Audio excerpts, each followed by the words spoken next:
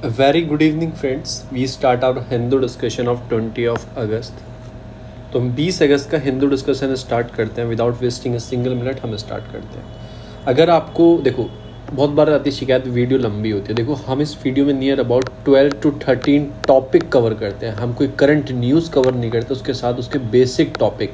जैसे आज sugar cane के बारे में आया कि शुगर केन के हम एक्सपोर्ट करेंगे क्योंकि शुगर केन के जो इंटरनेशनल मार्केट रेट बढ़ गए हैं, तो हम शुगर को एक्सपोर्ट करेंगे. हमने शुगर केन पूरा पढ़ा. आपको फेयर प्राइस क्या होता है, जो फेयर प्राइस होता है, एमएसपी में अंतर देखा. फिर इथेनॉल जो हम ब्लेंडरिंग करेंगे उसमें क्या क्या टारगेट्स हैं वो हमने देखे. तो हमने कंप्लीट एक होल पैकेज हम देखते हैं. हम कोई ऐसी चीज़ नहीं देखते कि बेसिक शुगर से रिलेटेड जो भी चीज़ें, शुगर केन से रिलेटेड कहाँ पे किस इंडिया कंट्री में ज़्यादा होता है, किस कंट्री में कम होता है, why are factory shifting to southern India, क्यों शिफ्ट हो रही है नॉर्थ इंडिया से. तो हमने पूरा एक कंप्लीट शुगर का बारे में पढ़ा है. तो जो भी एक नई न्यूज़ आती है उसके पूरे बेसिक तक जाते हैं. जैसे हम यूएस का पढ़ेंगे तो इंडिया और यूएस में क्या क्या रिलेशनशिप है, किस किस पे उनकी प्रॉब्लम्स हैं, किस किस में उनके म्यूचुअल बेनिफिट्स हैं. तो हमारी कोशिश ये रहती है बेसिक जाए, और लंबी वीडियो होती है आप इसे 1.25 करके या 1.5 करके आप देख सकते हैं. वरना मैं चाहूँ तो हिंदू आधे घंटे में ख़त्म कर दूँ. मैंने जो न्यूज़ ऐड किया मुश्किल से मुश्किल 6 से 7 आर्टिकल्स हैं जो हमें पढ़ने होते हैं एक न्यूज़पेपर में से. 6 से 7 नहीं, 8, बस 8 मान लो, 8 मैक्स आर्टिकल्स होते हैं जो पढ़ने होते हैं. वो मैं आपको मात्र वो सारे आर्टिकल मैं आपको आधे घंटे नहीं 20 मिनट में पूरे बता दूंगा जिस उसके अंदर है क्या. पर हमारा जो कॉन्फ्लिक्ट होता है, जो चीज़ें होती हैं, सॉरी कॉन्फ्लिक्ट बोला, जो चीज़ें होती हैं वो होती हैं हमें प्री भी निकालना है और मेंस भी निकालना है. तो प्री के पॉइंट ऑफ व्यू भी देखेंगे और मेंस के पॉइंट ऑफ व्यू भी देखेंगे. तो ये हमारी कोशिश रहती है. देखो एग्ज़ाम है, ये ऐसे नहीं निकलेगा, ये ऐसे करके नहीं निकलेगा. आपको अपनी तरफ से कुछ एफर्ट लगाने होंगे, एक्स्ट्रा एफर्ट देने होंगे, तभी ये एग्ज़ाम निकलेगा. तो यही है कि वीडियो का 1.25 करके देखें. मेरी कोशिश क्या रहती है कि पूरा आपको एक जीरो लेवल तक बताऊं और ऐसे बताऊं कि वो आपके दिमाग से ना निकले. तो हम स्टार्ट करते हैं without wasting a single minute. तो हम हिंदू स्टार्ट करते हैं. जो पहली न्यूज़ आती है, US not interested to trade pact. अभी इंडिया क्या चाह रहा है, इंडिया से कोई ट्रेड करना चाह रहा है यूएस से, कि जो उसके प्रॉब्लम्स हैं उनको सॉल्व करना चाह रहा है. पर ये बोल रहे हैं कि यूएस को इंटरेस्ट उसका दिखाई नहीं देता है इस ट्रेड पैक्ट में. आप मतलब ट्रम्प थे तब तो थोड़ा बहुत दिखता भी था, अब तो बिल्कुल ही नहीं दिखता है. जो जॉय बिडेन जो आए तब से तो कुछ नहीं दिखता है. तो हमें क्या पढ़ेंगे, जीएस पेपर 2 का ये टॉपिक है. बायलेटरल जो एग्रीमेंट्स हैं, ट्रेड्स हैं बीच में इंडिया और यूएस के बीच में, वो देखेंगे. 2019-20 में बायलेटरल ट्रेड होते हैं यूएस और इंडिया के बीच में. इतने बिलियन का बिजनेस होता है. Few countries of India trade करता है, सरप्लस है. US one of the few country है जिससे इंडिया का ट्रेड सरप्लस रहता है, यानी कि इंडिया पॉजिटिव में रहता है, नेगेटिव में नहीं जाता, डेफिसिट में नहीं जाता. इंडिया जो है, इंडिया और यूएस की जो इंक्रीज़ हुई है, कहीं ना कहीं सरप्लस हुआ, इंक्रीज़ हुआ है किसी इतने बिलियन डॉलर का, ये भी आप याद रखना.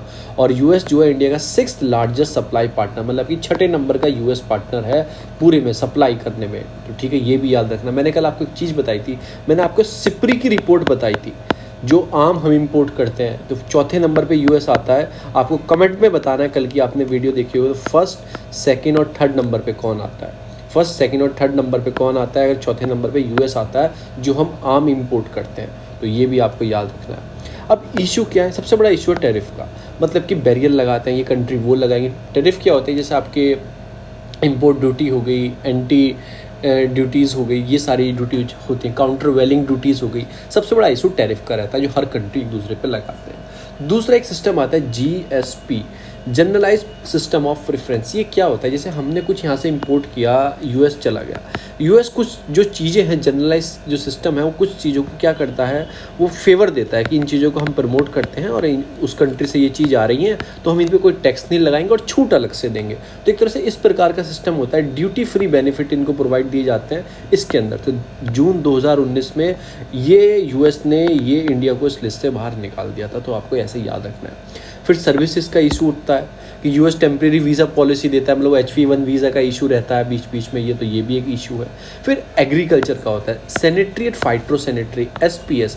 ये क्या होते हैं, ये भी एक तरह से बैरियर होते हैं, मतलब एक तरह से जैसे ड्यूटीज़ लगती हैं उसी टाइप के होते हैं, पर ये एग्रीकल्चर कोमोडिटीज़ पे लगती हैं. फाइटोसैनिटरी और सैनिटरी मतलब कि गुणवत्ता, जैसे हमने यहाँ से प्याज भेजे या कोई भी चीज़ खाने की भेजी, यहाँ कहाँ पे भेजी, यूएस में, तो उसकी गुणवत्ता चेक की जाती है कि वो खाने लायक है.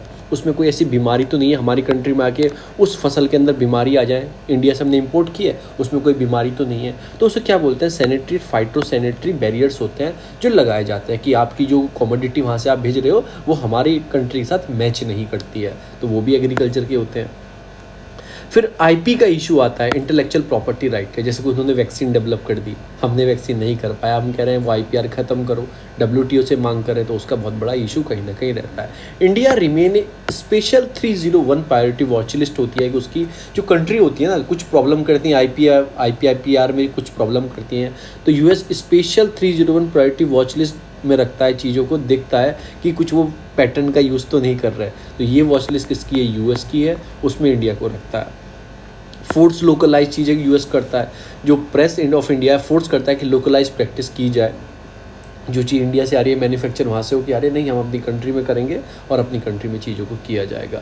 फिर इन्वेस्टमेंट का बहुत बड़ा इशू है, इन्वेस्टमेंट बैरियर है बहुत सारी चीज़ों में, न्यू जो इंडियन रिस्ट्रिक्शन लगाए जाते हैं, ई कॉमर्स स्पेस है, अमेजॉन, वॉलमार्ट, ये सब चीज़ें होती हैं, तो इसमें कहीं इन्वेस्टमेंट का इशू आता है, यहाँ पे इन्वेस्टमेंट नहीं करते हैं। डिफेंस ट्रेड है हमारे बीच में, उसमें भी कहीं ना कहीं अब प्रॉब्लम आनी स्टार्ट हो गई है, क्योंकि हम क्या करते हैं, जो सबसे ज़्यादा हम इम्पोर्ट करते हैं वो आपको बताया एक ही कंट्री से करते हैं, अभी तक उसी से करते आ रहे हैं, पर हमारा जो इम्पोर्ट हुआ है जो वेपन्स का वो कहीं ना कहीं कम हुआ है, क्योंकि हमने मेक इन इंडिया, इंडियनाइजेशन चीज़ें बनाने लगे, इंडिजीनियस चीज़ें बनाने लगे हैं, तो हम एक ही कंट्री से करते हैं। अब तक फर्स्ट नंबर पे वही है, वो जिससे यूएस जलता है, मतलब टक्कर रहती है ना आपस की, तो आपको उसका नाम बताना है, मैं तो बता दूंगा, फिर आप समझ भी गए होंगे। अब जीएसपी क्या है, ये यूएस का ट्रेड प्रोग्राम है, कुछ चीज़ों को प्रमोट करने के, इकोनॉमिक ग्रोथ करने के लिए डेवलपिंग कंट्री से आ रही हैं उनको प्रमोट करता है, प्रोवाइड करता है, preferential duty free entry provide करता है, कुछ इतने प्रोडक्ट हैं इसके अंदर, इतनी मतलब डेस्टिनेशन से वो कंट्री से आती है जो चीज़ें हमारी नहीं और भी कंट्री की करता है।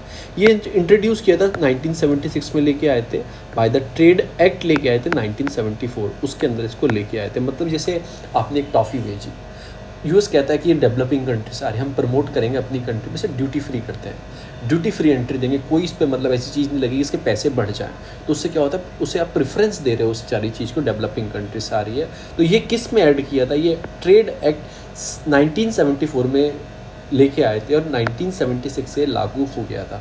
अब आपके ऊपर क्वेश्चंस है, क्या यूएस से इकलौती कंट्री है जीएसपी जैसी?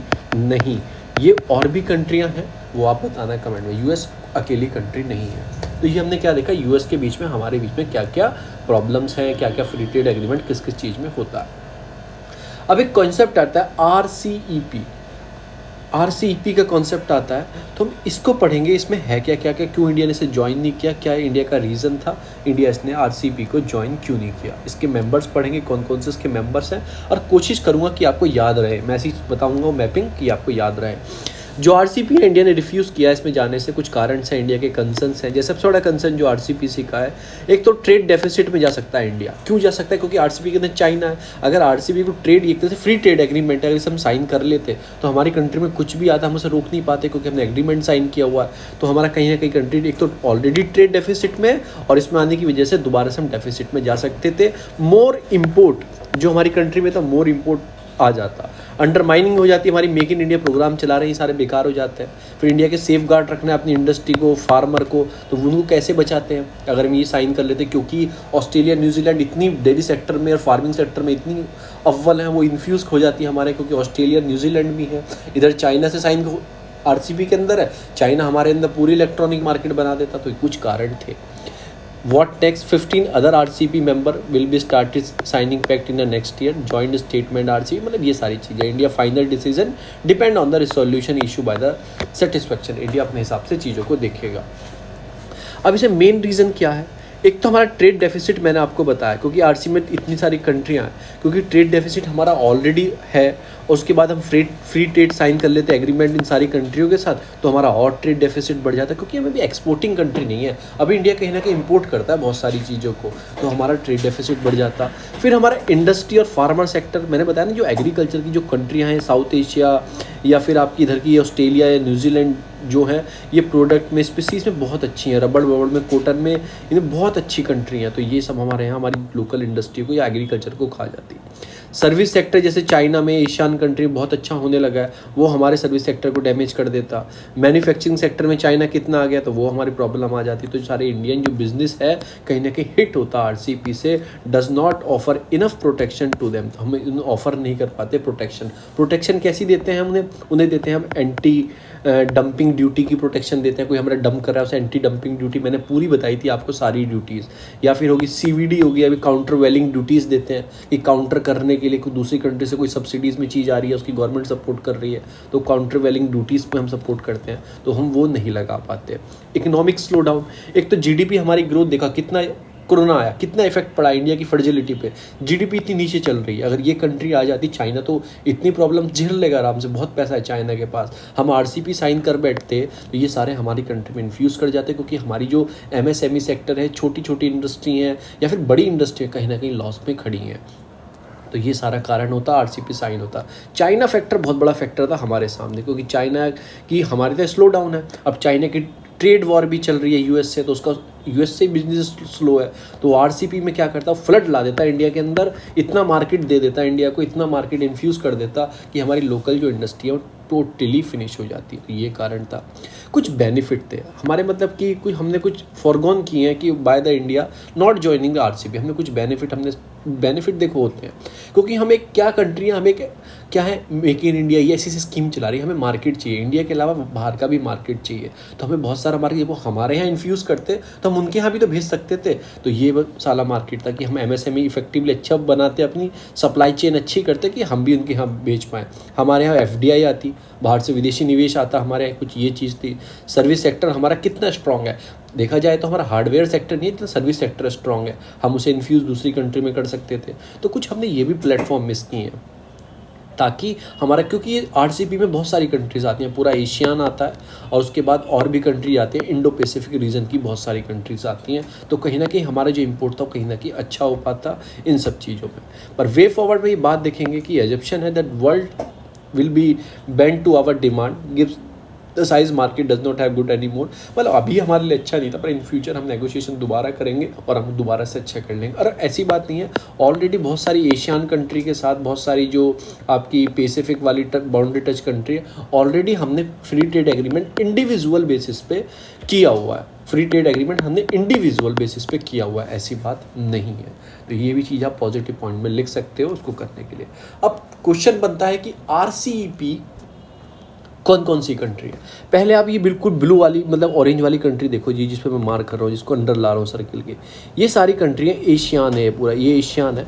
अगर आप स्टार्ट करोगे इंडिया के ईस्ट साइड से, इधर आता है म्यांमार, इसके जस्ट नीचे आता है आपका थाईलैंड के जस्ट नीचे आता है आपका ये आता है आपका कंबोडिया के जस्ट ऊपर आता है लाओस, कंबोडिया के ऊपर लाओस आता है और लास्ट में बिल्कुल वियतनाम आता है।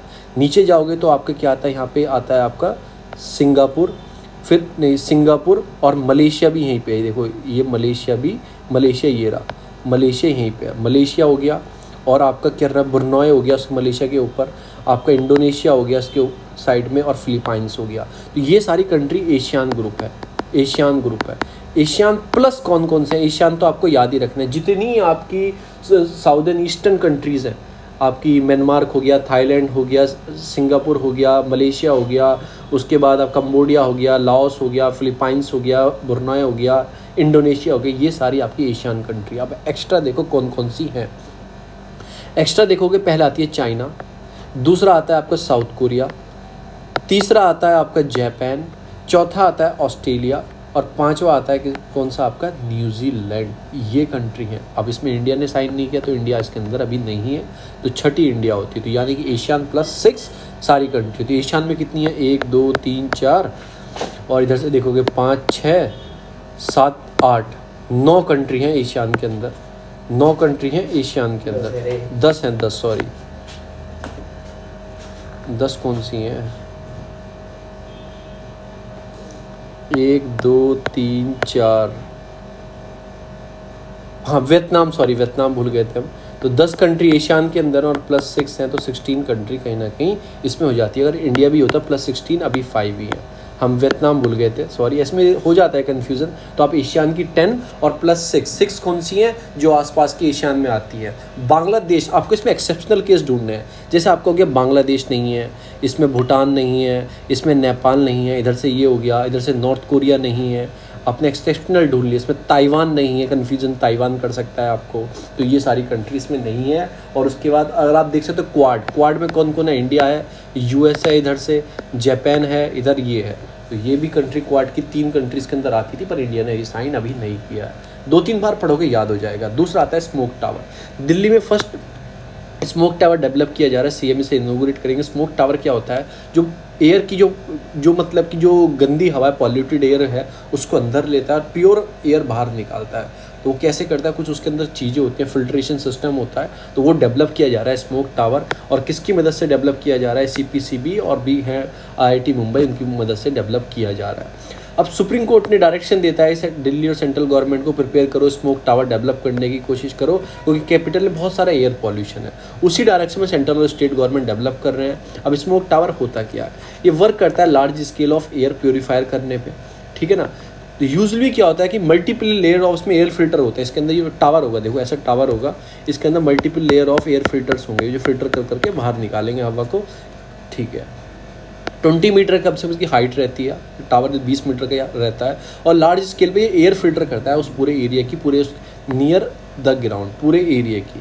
इसमें क्या होता है कि ये फिल्टर होते हैं, इसमें इंस्टॉल होते हैं टावर के अंदर। इसमें होता है कार्बन नैनो फाइबर्स होते हैं, जो मेजर कंपोनेंट होते हैं, जो फिल्टर करते हैं चीज़ों को, प्योरीफाई करता है। कम से कम 2.5 लाख के आसपास और 2.5 से 6 लाख क्यूबिक मीटर की एयर पर डे ये प्योरीफाई करता है। और कहीं ना कहीं बोला जाता है 1 किलोमीटर एरिया हो या फिर सिमिलर, मतलब 1 किलोमीटर एरिया तक की ये चीज़ें पूरी प्योरीफाई कर देता है हवा, मतलब थोड़ी ठीक हो जाती है हवा इन कंपेयर टू और जगह से। अब क्या है, who develop it, the project जो कोलैबोरेशन किया है वो IIT दिल्ली, IIT मुंबई और एक मिनीसोटा कंपनी है, यूनिवर्सिटी है आपकी मिनीसोटा, उनके साथ किया है। सिमिलर टावर कहीं और सिटी में डेवलप किए गए हैं, चाइना में भी किए गए हैं। CPCB ऑल्सो इन्वॉल्व है इस प्रोजेक्ट में, मैंने ऊपर आपको दिखाई दिया। वाई डज दिल्ली नीड, अब दिल्ली क्यों नीड है भाई, एयर क्वालिटी इंडेक्स अगर दिल्ली का आप विंटर में देखोगे वो वेरी पुअर, छोड़ो सीवियर कंडीशन में चलता है। एयर क्वालिटी इंडेक्स जो है हमारा, या फिर सफ़र है, देखो इनमें भी डिफरेंस है। ये CPCB निकालता है और CPCB मिनिस्ट्री ऑफ इन्वायरमेंट के अंदर आता है। सफ़र जो है ये आपका मिनिस्ट्री ऑफ साइंस निकालता है, IMD के अंदर है सफ़र। तो इसमें भी डिफरेंस है, निकालते दोनों है। ये क्या होता है, ये रियल बेस नहीं होता, पर सफ़र जो है रियल बेस इंडेक्स होता है, ये भी आपको याद रखना है। ये है। फिर चाइना ने बैटल जो एयर पॉल्यूशन की कहीं ना कहीं जीत लिए। चाइना की कितनी पॉल्यूटेड कंट्री होती थी, पर चाइना ने क्या किया, अपने को ये फिल्टर लगा लगा के अपनी कंट्री को, जो उसकी कंट्री आती थी पॉल्यूटेड कंट्री में वर्ल्ड में, वो कहीं कम कर लिए। पर इंडिया की तो टॉप अगर 20 देखोगे तो 18 to 15 कंट्री सिटीज़ जो होंगी वो इंडिया की होंगी। तो इंडिया को कहीं ना कहीं काम करना है इस चीज़ों पे, ऐसे ऐसे फिल्टर और भी डेवलप करने हैं। कॉस्ट 20 करोड़ के आसपास बैठती है। 20 मीटर इसके एक्सप्रोस में हाइट होती है, डायमेंशन 30 बाई 30 स्क्वायर फीट का होता है। 500 से 1 किलोमीटर रेडियस को ये बढ़िया तरह से कवर कर पाता है। मतलब कि सोचा जा रहा है कि 2021 से जून 2021 से चालू हो जाएगा, पर अभी तक नहीं हुआ है। भगवान कोरोना आ गया था, उनकी दुआ से ये नहीं हुआ है। उसके बाद आता है NGT हम क्या पढ़ेंगे कि NGT बनी कैसे है। ये तो हमारे लिए काम का नहीं है, कंस्ट्रक्शन प्रोजेक्ट को रोक दिया है, वो रोक देगी, उसके कुछ नॉर्म्स होंगे वो फुलफिल नहीं होते हैं। NGT जो है, NGT मतलब डेडिकेट करता है, किस चीज़ों को करता है कि इन्वायरमेंट की जो प्रॉब्लम फेस कर रहे हैं, इंटरनल इश्यूज़, उनको चेक करता है। ये डेडिकेटेड करता है एक ट्रिब्यूनल एक्ट के हिसाब से। ट्रिब्यूनल यानी क्वासी जुडिशियल बॉडी है।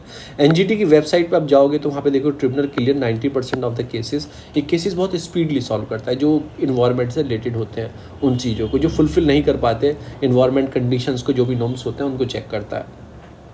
NGT एक क्वासी जुडिशियल बॉडी है। इसे एस्टेब्लिश किया गया था अक्टूबर 10, 2010 को, establish under the NGT act 2010 में लेके आए थे। इन्वायरमेंट रिलेटेड डिस्प्यूट ये सुनती है। और इंडिया पहली कंट्री नहीं है, इंडिया तीसरी कंट्री आफ्टर ऑस्ट्रेलिया और न्यूजीलैंड, कई बार बता चुका हूँ।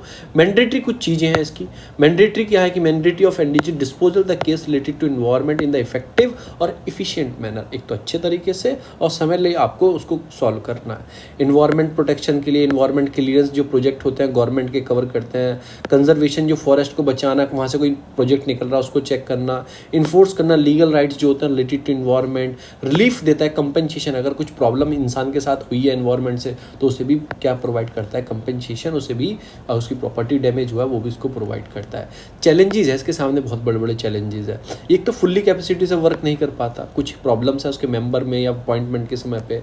राइट टू हेल्थ इन्वायरमेंट अभी तक ये फेल हो रहा है अचीव करने में, जो देना चाहिए, क्योंकि राइट टू लाइफ का पार्ट है राइट टू हेल्दी इन्वायरमेंट, तो कहीं ना कहीं अचीव हो रहा है देने में, ये भी एक प्रॉब्लम है। टेक्निकल कॉजेज हैं जो उसमें होती हैं, पेटिशन होती हैं, उसमें कुछ ना कुछ प्रॉब्लम आता है, टाइम बाउंड्री को सॉल्व नहीं हो पाती। लैक ऑफ एक्सपर्टीज़ नहीं है ट्रिब्यूनल के अंदर, तो बहुत बार केसेस ऐसे आते हैं इसके सामने हाइड्रो पावर प्रोजेक्ट के, इन सब चीज़ों के, तो उनके एक्सपर्टीज़ होते हैं ना जो चेक करते हैं, जो कोई केस है डिस्प्यूट का, तो वो एक प्रॉब्लम इनके सामने आती है, और भी बहुत सारी चीज़ें इनके सामने आती है। वे फॉरवर्ड में क्या बताते हैं कि तो टाइम बाउंडिंग मैनर में करना चाहिए, जुडिशियल और एक्सपर्टीज ऑफिशियल अपॉइंटेड इसके अंदर होने चाहिए। कुछ मैं आपको कुछ चीज़ें बताता हूँ, बहुत सारे एक्ट को देखता है, जैसे वाटर एक्ट हो गया, वाटर सेक्स एक्ट हो गया, एयर पॉल्यूशन हो गया, इन्वायरमेंट प्रोटेक्शन 1986 हो गया, उसके बाद आपका इंश्योरेंस एंड लाइबिलिटी एक्ट हो गया, उसके बाद बहुत सारे एक्ट को ये चेक करता है, ठीक है ना। पर दो एक्ट याद रखना, वाइल्ड लाइफ प्रोटेक्शन एक्ट 1972 और फॉरेस्ट राइट एक्ट 2006, इन दो एक्ट को ये नहीं देखता और सारे एक्ट को ऑलमोस्ट ये कवर करता है। एक्सेप्शनल में यही घुमाएगा आपको यूपीएससी, इन्हीं दो एक्ट को ये नहीं देखता, और ये देखता है प्रिंसिपल ऑफ नेचुरल जस्टिस पे काम करता है, क्योंकि क्वासी जुडिशियल बॉडी है, सिविल केस सुनती है। अब सिविल केस सुनने का एक प्रोसीजर होता है, अगर कोर्ट का एक प्रोसीजर होता है तो सिविल प्रोसीजर 1907 बोलते हैं, सिविल कोड ऑफ प्रोसीजर, ठीक है ना। 1907 आपको कैसे सिविल केस सुनने हैं, पर ये नहीं, इस पे फॉलो नहीं करता, ये प्रिंसिपल ऑफ नेचुरल जस्टिस को फॉलो करता है, ये भी आप याद रखना। तो ये हैं इसकी सारी चीज़ें, ये मैंने दो चीज़ आपको एक्स्ट्रा बता दी जो इसमें मेंशन नहीं थी, मैंने इसमें एक्स्ट्रा आपको बता दिया। दूसरी जो न्यूज़ आती है इसमें देखो, ये थोड़ी न्यूज़ भी इंपॉर्टेंट है और यहाँ भी इंपॉर्टेंट है। प्राइवेट जो वैराइटीज़ होती है, मतलब जैसे आरटीआई प्रीव्यू में आनी चाहिए, जो प्राइवेट चीज़ें होती हैं वो भी आरटीआई के अंदर आनी चाहिए। कुछ प्रोविजंस हैं कि जो प्राइवेट इंस्टीट्यूशंस होते हैं, प्राइवेट चीज़ होते हैं, वो आरटीआई के अंदर नहीं आते। तो एक मांग उठी है स्टेट इन्फॉर्मेशन कमीशन से, स्टेट में लार्जली प्राइवेट इंस्टीट्यूशन, जैसे कलिंगा यूनिवर्सिटी की बात हुई है, बहुत बड़ी यूनिवर्सिटी है और उड़ीसा के अंदर एक डोमिनेटेड यूनिवर्सिटी है, प्राइवेट यूनिवर्सिटी है, तो उसको क्या, उसमें बात कई बार उठी है कि उसको एक तरह से पब्लिक अथॉरिटी है वो, उसको मतलब है तो प्राइवेट पर पढ़ते तो उसमें लोग ही है ना, तो लोगों का इन्फ्लुएंस है, उसको भी किसके अंदर आना चाहिए, इसके अंदर प्रीव्यू के अंदर आना चाहिए। उन्होंने केस फाइल कर दिया कि नहीं, हम एक तरह से सोसाइटी रजिस्ट्रेशन एक्ट 1860 के हम रजिस्टर्ड है, और हम कोई पार्लियामेंट से एक्ट से या स्टेट असेंबली के एक्ट से एस्टेब्लिश नहीं हुए हैं, तो हम प्राइवेट बॉडी है। तो पर मैं आपको बताऊंगा कुछ प्राइवेट बॉडी ऐसी हैं जो किसके अंदर आती हैं, आरटीआई के अंदर आती हैं, इस बॉडी को भी लाना चाहिए, ऐसी मांग उठी है, कुछ बेनिफिट मिल पाए।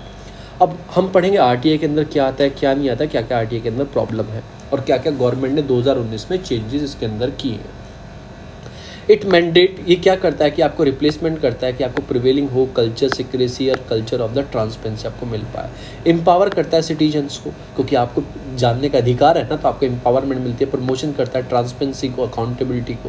प्रिवेंशन करता है, एलिमिनेशन करता है करप्शन को कम हो। अगर करप्शन हुआ है, आरटीआई लगाओगा पता लग जाएगा 50 लाख इसमें खर्च हुआ है, पर वहाँ पे 10 लाख भी आपको दिख नहीं रहा खर्च हुआ, तो एक तरह से करप्शन उजागर होगा।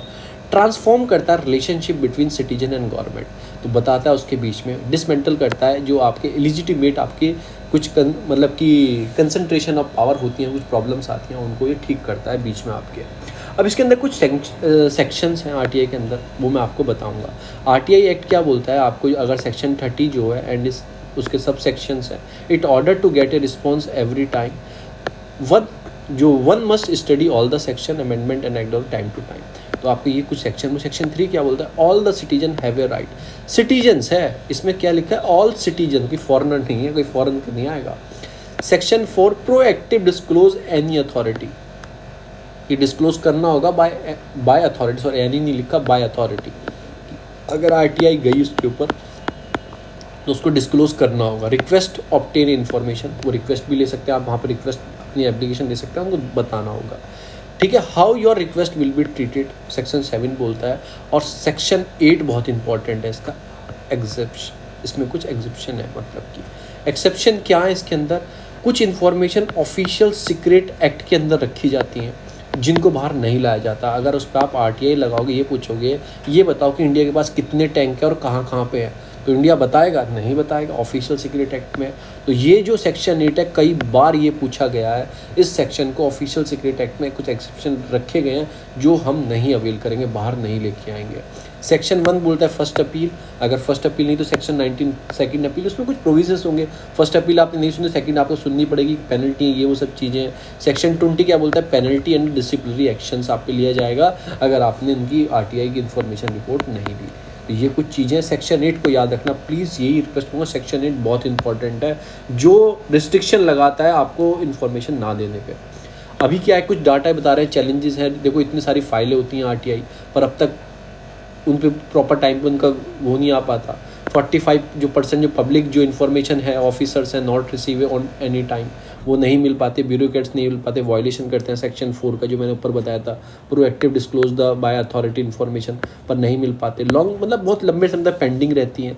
लैक ऑफ इंफ्रास्ट्रक्चर, स्टाफ नहीं है इन्फॉर्मेशन कमिश्नर ऑफिस में या कहीं पे भी जहाँ पे ऑफिस बने हुए हैं, ठीक है ना। Disclose information does not serve any purpose, मतलब कुछ ऐसी इन्फॉर्मेशन देते हैं कोई काम की नहीं है, जो आपने पूछा उसके साइड की इन्फॉर्मेशन देंगे जो आपके काम नहीं आती। तो बहुत सारे प्रॉब्लम्स इसके साथ आती रहती हैं। देखो इसमें क्या बताया, in less than 3% of the cases जो पेनल्टीज है। देखो क्या हुआ अगर आपकी इन्फॉर्मेशन टाइम पे नहीं दी, क्योंकि इसका एक टाइम है पर्टिकुलर 30 दिन के अंदर। अगर कोई ऐसा केस है जो जान माल पे बिल्कुल खतरनाक है तो 48 आवर्स के अंदर प्लस 5 डेज इसमें बताया गया है। प्लस 5 डेज का मतलब क्या है दोनों में, कि अगर आपने इन्फॉर्मेशन भेजी और किसी गलत वो मिनिस्ट्री के पास चली गई, उसके बाद उसके मतलब 5 दिन का समय एक्स्ट्रा इसलिए दिया जाता है कि दूसरी जो आपकी मिनिस्ट्री जहाँ से आप इन्फॉर्मेशन लेनी है प्रॉपर, वहाँ पे सेंड कीजिए। क्योंकि आपके पास इन्फॉर्मेशन नहीं थी, आपने कोई इन्फॉर्मेशन ली थी कोविड से रिलेटेड, आपने वो भेज दी मिनिस्ट्री ऑफ एजुकेशन को, आपको पता नहीं था, पर वहाँ से ट्रांसफ़र होगी मिनिस्ट्री ऑफ हेल्थ के पास, तो 5 दिन का समय इसमें जोड़ा गया। तो 5 दिन और 48 आवर्स, अगर कोई ज़्यादा तकड़ी इन्फॉर्मेशन है वो आपको लेनी है, वो भरते समय आपको मार्क करना होगा। और वरना तो 30 डेज़ का इसका समय ही है, 30 डेज़ प्लस 5 डेज़। अगर वो इन्फॉर्मेशन टाइम पे निकलती तो पेनल्टी लगती है, इम्पोज की जाती है। पर आप देखोगे 3% केसेस में ही पेनल्टी लगाई गई हैं, पर केसेस बहुत डिनाई हो रहे हैं इन्फॉर्मेशन केस में, यही बताया गया। देखो ये रहा lack of educate infrastructure, staff नहीं है, पुअर रिकॉर्ड सिस्टम है, रिकॉर्ड नहीं रहते, सप्लीमेंट्री लॉ जो है मतलब कि जो उनको प्रोटेक्शन नहीं है। प्रोटेक्शन मतलब कैसी, जो विसिल ब्लोअर्स होते हैं ना, जो इन्फॉर्मेशन उजागर करते हैं तो उन्हें डर लगता है, उनकी प्रोटेक्शन नहीं मिलती है उन्हें, वो लोग मार देंगे, गवर्नमेंट के कुछ आदमी ने हैरेस करना स्टार्ट कर देते हैं। तो कुछ ये भी प्रॉब्लम कहीं ना कहीं देखी गई है। अमेंडमेंट इस एक्ट को लेके आया था आरटीआई एक्ट 2005 में, राइट टू इन्फॉर्मेशन बिल को 2005 में आरटीआई एक्ट आया था। राइट टू इन्फॉर्मेशन जो बिल था, इससे पहले भी एक एक्ट चलता था, इन्फॉर्मेशन करके एक्ट था, पर वो प्रॉपर आपको चीज़ें प्रदान नहीं करता था, वो नाम का ही था, पर प्रॉपर तरीके से राइट टू इन्फॉर्मेशन एक्ट 2005 में लेके आए थे। कुछ इसमें 2013 में अमेंडमेंट बिल लेके आए थे। इसमें क्या किया गया था, जो पॉलिटिकल पार्टीज़ है ना उनको रिमूव किया गया था, यानी कि अब वो जवाबदेही के अधिकार से बाहर कर दी गई। तो ये लाइन बहुत इंपॉर्टेंट होती है कि जो पॉलिटिकल पार्टीज़ है ना उनके ऊपर आरटीआई नहीं लगा सकते आप, तो उनकी डेफिनेशन से उनको बाहर कर दिया गया था। देखो कितनी चतुर है सरकार। तो पब्लिक अथॉरिटी तो है भाई, पब्लिक के द्वारा आप चुने जाते हो सब चीज़ें, तो उनको बाहर कर दिया गया पॉलिटिकल पार्टीज़ को। प्रपोज अमेंडमेंट एक्ट 2018 में दोबारा इसमें कुछ प्रपोज किए गए थे, वो प्रपोज किए गए थे, मैं आगे बताऊंगा क्या क्या उसके अंदर चेंजेस किए गए थे।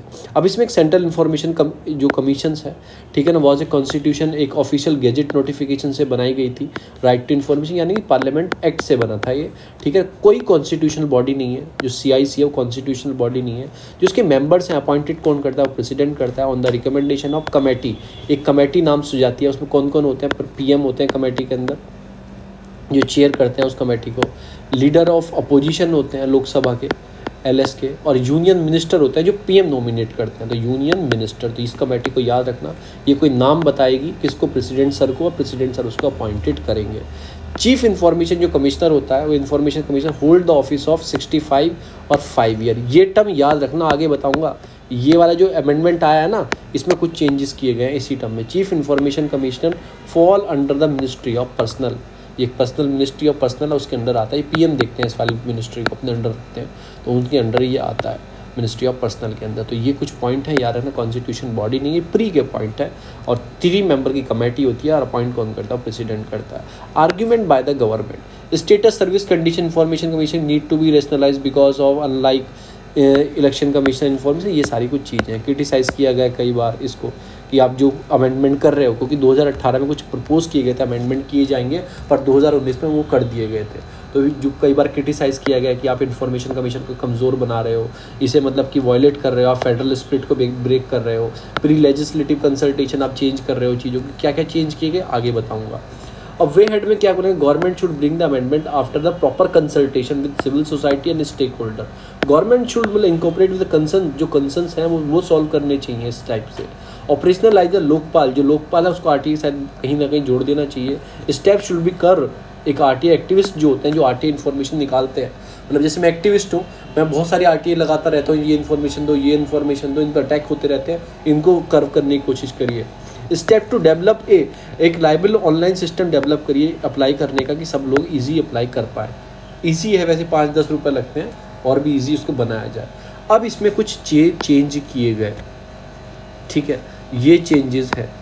ये पहले मैं आपको बताता हूँ, मैंने ऊपर आपको बताया कि इसमें कौन सी नहीं आती, प्राइवेट बॉडी की बात हुई थी, क्या आती है नहीं आती। Private body are not within the act ambit directly नहीं आती। जो प्राइवेट बॉडीज़ हैं वो डायरेक्टली नहीं आती। तो कौन सी आती हैं कि इनडायरेक्टली वो कैसे आती हैं वो मैं आपको बताता हूँ। जस्ट वेट अ मिनट, मेरी पेंसिल डाउन हो गई है।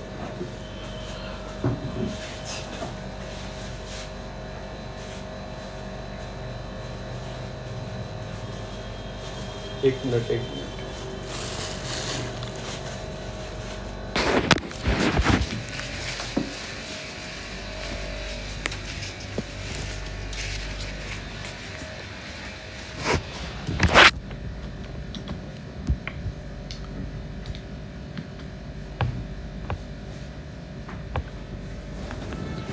तो इसमें प्राइवेट आती हैं कि नहीं आती? डायरेक्टली देखो नहीं आती, पर इनडायरेक्टली कहीं ना कहीं वो आती हैं।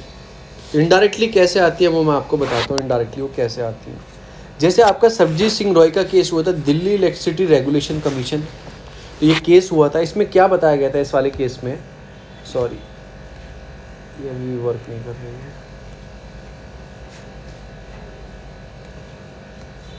तो ये दिल्ली जो इलेक्ट्रिसिटी वाला केस हुआ था, इस केस में क्या बताया गया था, इस केस में बताया गया था कि जो आपकी दिल्ली इलेक्ट्रिशियन बोर्ड है, मतलब ये क्या करता है, लार्जली सर्व करता है, आपकी पब्लिक को सर्व करता है, ठीक है ना। आपको दिल्ली है BSES, जो आपकी BSES है वो क्या करती है, पब्लिक को यूटिलिटी है, पब्लिक यूटिलिटी है तो प्राइवेट, पर है तो पब्लिक यूटिलिटी। तो ऐसी वाली चीज़ों को RTI के अंदर लाया जाए, ये इसके अंदर बताया गया था।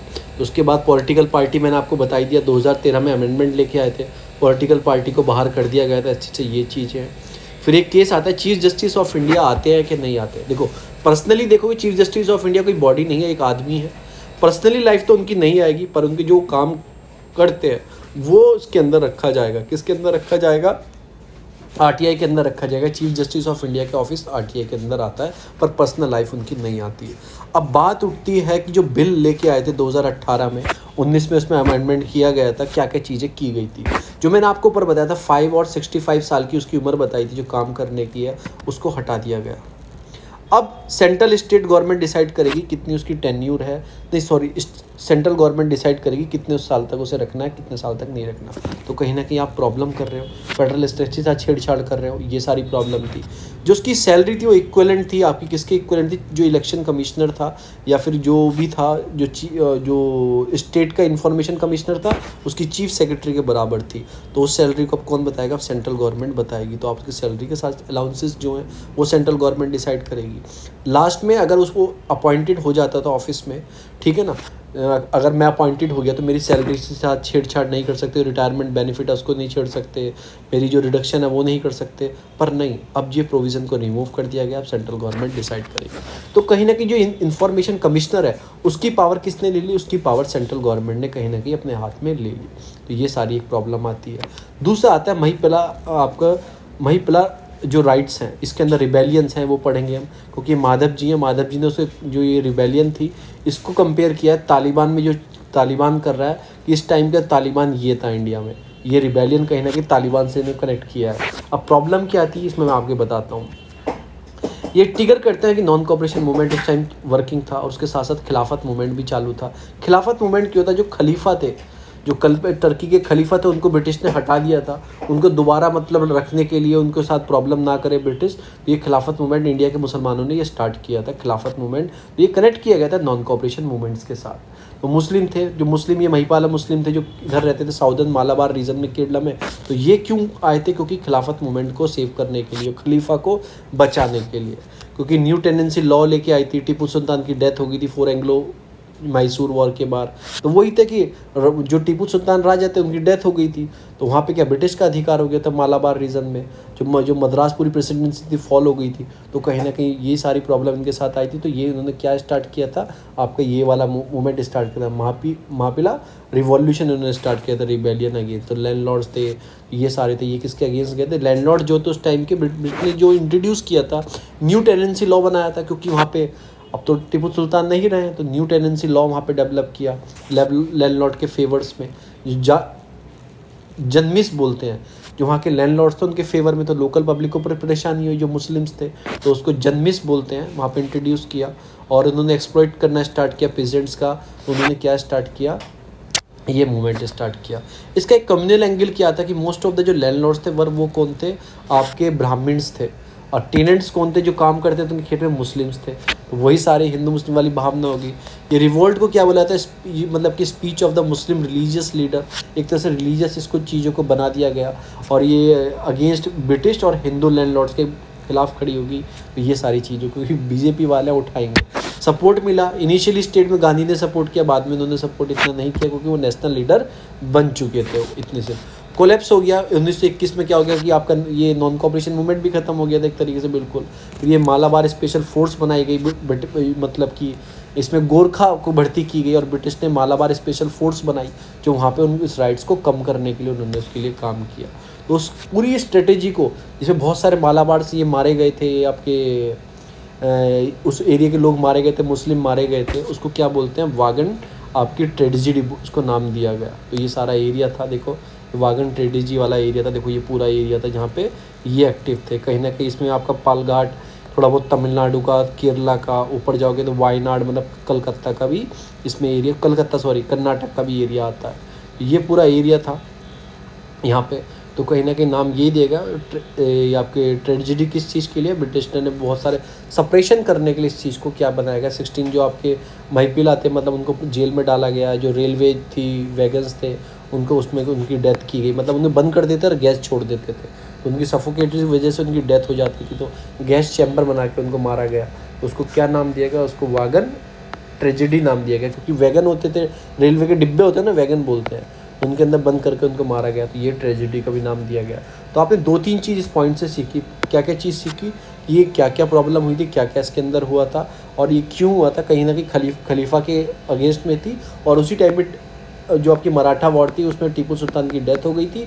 तो वहाँ पे कुछ चेंजेस किए थे, टेनेंसी लॉ में चेंजेस किया था ब्रिटिश ने।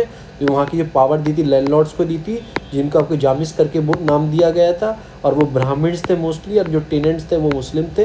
तो कहीं ना कहीं वर्सेस की फाइट थी ब्रिटिश के खिलाफ भी, और ब्राह्मण्स जो लैंडलॉर्ड्स हैं उनके खिलाफ भी।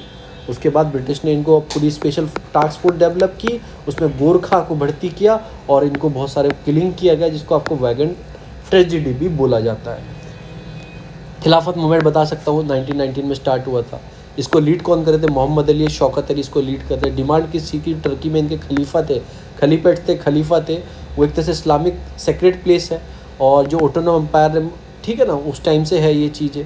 तो जो आपके जरियत अल अरब जो सारी कंट्री हैं, जैसे अरेबिया, सीरिया, फ़िलिस्तीन, इराक, ये सब इसी के अंडर आता है। मुस्लिम डोमिनेटेड कंट्री है। खलीफा को लेफ़्ट कर दिया ब्रिटिश ने, उनको हटा दिया, भगा दिया। इस मूवमेंट को INC ने भी सपोर्ट किया था, ये भी याद रखना।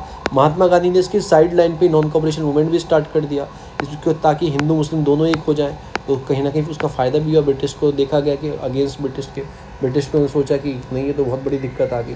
तो ये कुछ सारी प्रॉब्लम्स इसके अंदर आई थी। दूसरी आती है मॉनेटरी पॉलिसी। इसमें क्या बताया कि ऑप्टिमिस्टिक आपको असेसमेंट लेना है कि आपकी इतनी प्रॉब्लम चल रही है मॉनेटरी चीज़ों में, इतनी सारी प्रॉब्लम चल रही है ई-वे बिल, टोल कलेक्शन में, इन सब चीज़ों में, महंगाई का स्तर बहुत बड़ा है, ये सब चीज़ों की इन्होंने बात की। हमारे लिए बिल्कुल इंपॉर्टेंट नहीं है। हमारे लिए इंपॉर्टेंट है कि मॉनेटरी पॉलिसी कमेटी क्या होती है, ये हमारे लिए बहुत इंपॉर्टेंट है। यूजुअली ये मॉनेटरी पॉलिसी जो कमेटी होती है, ये एक साल में 6 बार ये बैठती है, इसको आपको पता होना चाहिए। पेंडेमिक में अर्जेंटली ज़्यादा बार बैठी है क्योंकि इकनॉमी में अप्स एंड डाउन्स थे, ठीक है ना। आरबीआई की जो है और गवर्नमेंट जो है इसको साथ मिलकर इसको चलाते हैं, क्योंकि इसमें बहुत सारी चीज़ चेंज करनी होती हैं, जैसे monetary policy, repo rate, reserve repo rate, bank rate, cash reserve ratio, इन सब चीज़ों में थोड़े बहुत चेंजेस करने होते हैं। It has been instituted by the central government, इसको इंस्टीट्यूट करती है under the section of 45ZB RBI act, और 1934 के अंदर इसको पावर दी गई है किसको, सेंट्रल गवर्नमेंट क्या करेगी, इसमें कुछ चेंजेस कर सकती है इस वाले एक्ट से, आरबीआई एक्ट 1934 और सेक्शन 45ZB में। तो सेंट्रल गवर्नमेंट के पास पावर वो है। अब फंक्शन कैसे करती है, रिस्पॉन्सिबल क्या होती है, मैंने आपको बता दिया कि marginal standard facility, repo rate, reserve repo rate, liquidity adjustment facility, इन सब चीज़ों में चेंज करना है। तो ये मॉनेटरी पॉलिसी कमेटी ये सब चीज़ चेक करती है। अब इसमें होते कौन कौन है, इसमें 6 मेंबर होते हैं। 3 मेंबर इसमें नॉमिनेटेड होते हैं, जो गवर्नमेंट नॉमिनेटेड करती है, सरकार के रहते हैं, और 3 मेंबर इसमें जो रहते हैं वो रहते हैं आरबीआई के मेंबर रहते हैं। आरबीआई के एक तो गवर्नर हो गए, वो इसके एक्स ऑफिशियो चेयरमैन भी होते हैं, एक डिप्यूटी गवर्नर होते हैं, और एक आपके होते हैं executive director of central bank. 3 आदमी आरबीआई की तरफ से होते हैं। अब ये तो आरबीआई के हो गए, ये तो पहले से ऑफिसर है। उसके बाद गवर्नमेंट कैसे उसके जो अपने 3 मेंबर होती है उनको कैसे भेजती है, तो गवर्नमेंट की एक सिलेक्शन टर्म मेंबर कमेटी होती है, सिलेक्ट करती है 3 मेंबर कौन कौन से होने चाहिए। उसमें कौन कौन होता है, इसे सर्च कम सिलेक्टिंग कमेटी बोलते हैं। इसमें कैबिनेट सेक्रेटरी होते हैं, ठीक है ना, with RBI governor, economic affair secretary होते हैं, और 3 एक्सपर्ट होते हैं जो इकोनॉमिक फील्ड के और banking and financial monetary policy के मेंबर्स कुछ कुछ होते हैं। तो वो 3 आदमी को चूज़ करके इसके अंदर भेजते हैं, और 3 आरबीआई के होते हैं, तो 6 होते हैं, और आरबीआई के गवर्नर इसके चेयरमैन होते हैं, एक्स ऑफिशियल चेयरमैन। अब जो गवर्नमेंट भेजती है इसके अंदर मेंबर, उनका तो 4 ईयर का टर्म होता है जो भेजती है, और एक बार आपने मेरा नाम भेज दिया तो उसके बाद मैं दोबारा से एलिजिबल नहीं हूँ रीअपॉइंटेड करने के लिए। अब डिसीजन कैसे मेड किए जाते हैं, कि वही कि 6 मेंबर हैं, कोई डिसीजन लेना है कि रेपो रेट कम करना है, बढ़ाना है, तो वोटिंग होती है। अगर 4 मेंबर जिसके फेवर में वोट कर दें वो बात मानी जाएगी। अगर 3-3 मेंबर हो गए तो फिर उसके बाद वो कास्ट वोटिंग सिस्टम होता है, तो वीटो, ठीक है ना। तो वो सारी चीज़ें इसके अंदर होती हैं। जब टाई हो जाता है तो कास्टिंग वोटिंग कौन करता है, फिर कौन देखता है, फिर जो आपका चेयरमैन होगा वो बताएगा कि ठीक है ये वाली बात मान लो। उसका टर्म क्या होता है कि मॉनेटरी पॉलिसी का जो आरबीआई रहता है कि पॉलिसी जो पेनिट्रेट करते हैं कि कैसे मॉनेटरी रिजर्व हमें रखना है, रिसोर्सेज कैसे करनी है, इन सब चीज़ों पे वो काम करती है। और आरबीआई एक्ट जो 1934 है एम्पावर देता है आरबीआई को to make a monetary policy, ठीक है ना। तो सब चीज़ों के लिए बनाई जाती हैं। कुछ सजेशन दिए चक्रवर्ती कमेटी ने, कुछ सजेशन दिए थे कि स्टेबिलिटी, इकोनॉमिकल ग्रोथ, आपकी इक्वलिटी, सोशल जस्टिस इनको इंक्रीज़ किया जाए, ग्रोथ की जाए फाइनेंशियल एंटरप्राइजेस की, ये सारे काम किए जाते हैं। जीडीपी की ग्रोथ कैसे कवर करनी है, ये सारे काम मॉनेटरी पॉलिसी देखती है। इसके अंदर कुछ इंस्ट्रूमेंट होते हैं जिसको चेंज वेंज करके चीज़ों को देखती है। एक होता है क्वालिटेटिव और एक होता है क्वान्टिटेटिव। देखो क्वालिटेटिव और क्वांटिटेटिव।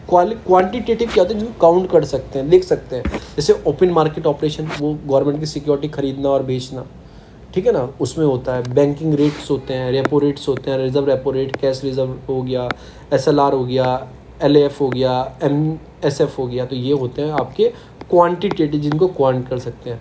क्वालिटेटिव क्या होता है कि मतलब ऐसी चीज़ होती है डायरेक्ट एक्शन। आरबीआई क्या करता है, बैंक में डायरेक्ट एक्शन लेता है कि आप ये करो, आपको करना ही पड़ेगा। तो ऐसी चीज़ें होती हैं। फिर आपका मॉरल सक्सेशन और मार्जिनल मनी को ऊपर नीचे करता रहता है आरबीआई, तो इनको क्या बोलते हैं, क्वालिटेटिव। तो आपको मॉनेटरी पॉलिसी समझ में आ गई। ये तो हो गया कि इन्फ्लेशन को कंट्रोल कैसे किया जाए, चीज़ों को कैसे देखा जाए। आरबीआई देखता है मॉनेटरी पॉलिसी। अब सरकार भी तो देखती होगी, हाँ, सरकार की होती है फिस्कल पॉलिसी। टूल क्या रहता है, ये तो इंटरेस्ट रेट से ऊपर नीचे करके करता है। और गवर्नमेंट कैसे करती है, टैक्स को ऊपर नीचे करके करती है। टैक्स और गवर्नमेंट के खर्चे को ऊपर नीचे करके कंट्रोल करती है। इसमें क्या होता है, इफेक्ट क्या होता है कि कॉस्ट ऑफ बोरिंग जो होती है, मतलब जैसे आपको लोन लेना है, मॉर्टगेज पे लोन लेना है, तो उन सब चीज़ों को ऊपर नीचे होती रहती हैं। अगर बढ़ा देगा लोन के इंटरेस्ट रेट तो आप कम लोन लोगे, कम कर देगा ज़्यादा लोन जाएगा। गवर्नमेंट कैसे देखती है, बजट से देखती है। गवर्नमेंट बजट में कैसे वो करती है हेर फेर। डिस्ट्रीब्यूशन क्या होता है कि हाई इंटरेस्ट रेट होगा तो बेनिफिट कम लेंगे। इसमें डिपेंड होता है, टैक्स रेट राइज कर देगी गवर्नमेंट तो लोग कम पैसा कमाना, कम लोगों के पास पैसा रहेगा, कि गवर्नमेंट टैक्स के रूप में ले लेगी। ये सारी चीज़ की जाती हैं। एक्सचेंज रेट के high interest rate cause the appreciation, no effect to the exchange rate, इसमें कोई इफेक्ट नहीं होता। सप्लाई साइड लिमिटेड इम्पैक्ट, इसमें अगर टैक्स ऊपर नीचे होगा तो बहुत इम्पैक्ट जाता है। इसमें जो होती है आपकी पॉलिटिक्स क्या होती है, monetary policy independent central bank की बॉडी है, उसमें कोई पॉलिटिक्स नहीं होती। पर changing the tax, government is spending high political चीज़ें इसमें बहुत सारी चीज़ें रहती हैं। लिक्विडिटी ट्रैप, इंटरेस्ट रेट कम कर सकते हैं, बढ़ा सकते हैं, सब चीज़ें। इसमें क्या होता है कि एडवाइस वेरी डीपली रिसेशन भी आ सकता है इनकी वजह से। तो आपको याद रखना है, बस इतना याद रखो कौन सा क्या करता है और कौन सा क्या करता है। दूसरी जो न्यूज़ आती है वो आती है आपका IDX और DIO, defence India startup challenges क्या क्या है।